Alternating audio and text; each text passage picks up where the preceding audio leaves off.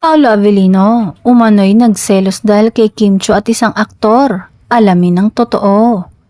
Mainit na naman ang balita sa mundo ng showbiz matapos kumalat ang mga issue na nagselos daw ang aktor na si Paolo Avellino dahil sa connection ni Kim Chiu sa kanyang dating ka-love team at ex-boyfriend na si Gerald Anderson.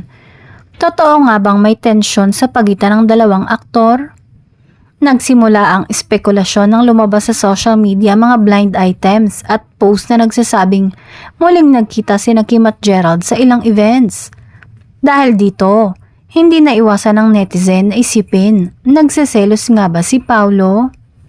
Sa mga panayam, itinanggi ni Paolo na seloso siya.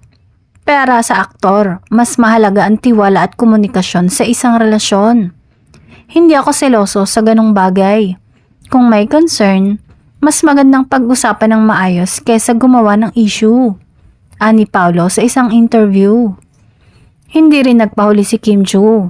Ayon sa aktres, normal lang na magkita ang mga dating magka-love team, lalo na sa iisang industriya.